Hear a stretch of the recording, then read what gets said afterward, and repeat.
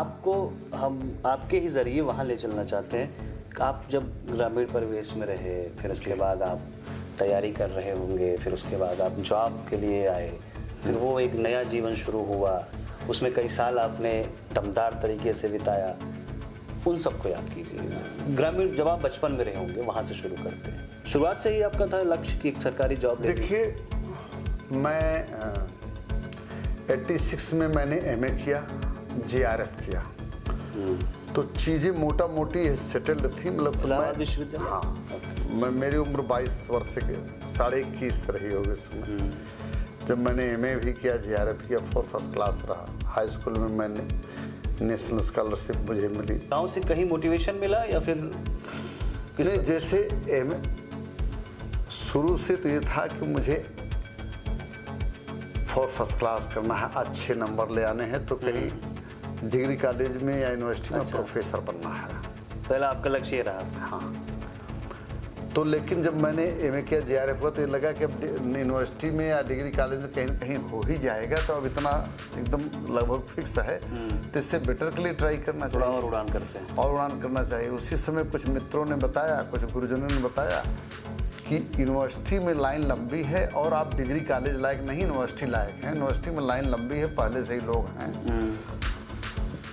और इसी बीच एक हमारे मित्र थे, शैलेंद्र मिश्रा जी, वो सिविल सर्विसेज में सिलेक्ट हो गए। यहाँ पर डॉक्टर KD मिश्रा थे, एक CMO हुआ करते थे यहीं अमेठी के। अच्छा। तो उनका 86 में ही हो गया, तो हम लोग सब एक ही लेवल के लोग थे, तो हमको उन्होंने कहा कि नहीं, हम जब हो सकते हैं आप हमसे बेहतर हैं। ऐसा हो गया मोटिवेट करने के लिए, और अदरवाइज हम लोग दोनों लोग आप एक ही उसके थे। तो मैंने दिया, तो 87 में PCS में DSO में हो गया, और ये फर्स्ट अटेम्प्ट था? हाँ, और सिविल सर्विसेज में भी मैं इंटरव्यू देने चला गया। तो मुझको लगे कि वास्तव में तो बहुत सरल है और जो ट्राई करना चाहिए। हाँ, तो ट्राई, तो आगे फिर इसी तरह से यात्रा बढ़ती गई। पहली बार मैं वेटिंग में था, फिर TPSP रॉ सेंटर में होती थी सिविल सर्विसेज में, उसमें हो गया वेटिंग से। तो फिर दोबारा कस्टम में हो गया, फिर दोबारा Indian audit and account service में हो गया, फाइनली IRTS में हो गया, इंडियन रेलवे ट्रैफिक सर्विस में। PCS में भी पहली बार DSO में हुआ, वेटिंग से ही, डिस्ट्रिक्ट सेविंग ऑफिसर। फिर दूसरी साल जो है 8वीं रैंक आई, 350 में 8वीं रैंक थी, डिप्टी SP हो गया 88 पैसे। तो इस तरह से होता रहा। और ऐसे तो स्कॉलरशिप 6th से ही कुछ 10 रुपए की स्कॉलरशिप मिलती थी, वो मिलने लगी थी।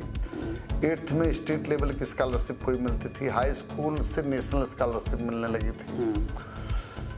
फिर नेशनल एजुकेशन टेस्ट की जो है 86 से मिलने लगी स्कॉलरशिप। बीच में बर्सरी स्कॉलरशिप मिली। तो through out scholarship 6th onward जो है स्कॉलरशिप मिलती रही।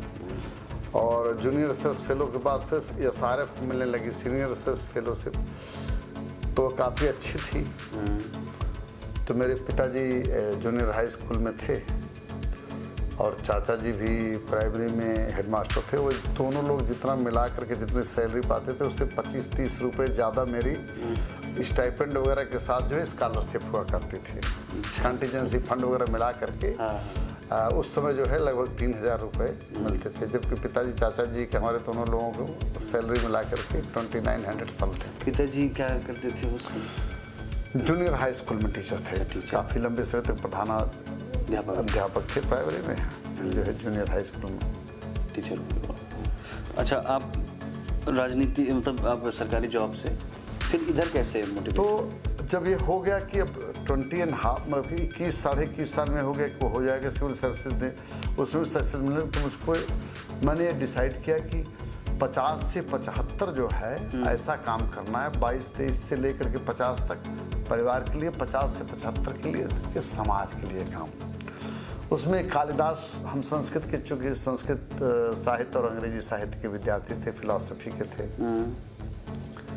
तो कालिदास ने लिखा कि मैं ऐसे ही व्यक्तियों का कुल का वर्णन करूंगा जो बचपन में अध्ययन विद्या अर्जित करते हैं। अच्छा। और दूसरेपन में यानी युवावस्था में विषयों का भोग करते हैं और तीसरे पद में जिसको 50 से 75 कहेंगे मुनिवृत्ति में रहेंगे। तो वह बात बहुत अपील करती थी कि 25 साल से 22 साल तक मतलब विद्या अध्ययन किया, 25 से 50 जो है ये विषयों का अध्ययन किया, भोग मतलब कि दुनियादारी जिसको कह सकते हैं, और फिर 50 से 75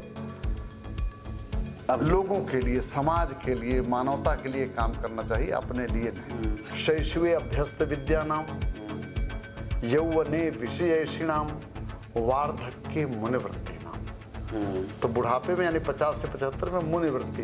तो मुनिवृत्ति वो जो है तो कैसी हो सकती है कि अब जैसे राजवृत्ति भी मुनिवृत्ति है। जैसे राजा जनक एकदम राजर्षि के रूप में एक मतलब कि आप लोगों के लिए, हाँ, रजोगुण होता ही है। तो ये अपने शहर की खबरों को पाने के लिए हमारे चैनल न्यूज़ बुक 24 को सब्सक्राइब करें। हमारा वीडियो अगर आपको पसंद आया हो तो इसे शेयर करें और कमेंट में अपनी राय देना ना भूलें।